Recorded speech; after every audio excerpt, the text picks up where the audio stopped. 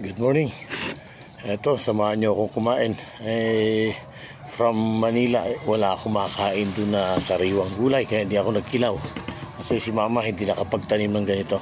Lagi siyang may tanim ito sa harap ng bahay. Ngayon lang ang pausbong pa lang. Medyo paano pa lang siya. Pero hindi siya nagkikilaw nito. Minsan niluluto niya, hinahalo sa bangus. Minsan naman kung kikilawin, hinahaluan ng mga kompletong ricado. Sa likas, samahan niyo ako kumain. O yan, sabi ko siyo, yung aking signature na tutong.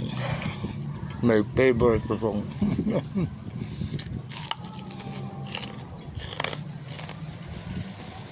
Pero hindi ko itong tanim, kaya hindi ko na siya binababad sa akin. Pero pagka hindi mo sariling tanim kahit anong gulay, bababad muna mga ilang minutes para humiwala yung kung anumang chemical na spray nila. Yun ang pantanggal sa kahit anong ano. Ito yung katuday. Sabi na hindi kinikilaw, lahat ito na klase ng gulay kinikilaw. Basta siguraduhin mo lang natanim mo siya, kasi para raw walang spray. Ito, hinog-hinog na. Wala siyang kinagatan na pwede mo yain.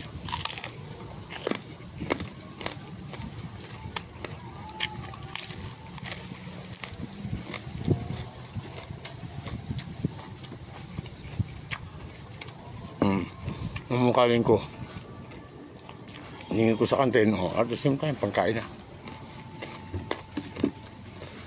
Okay, bye-bye.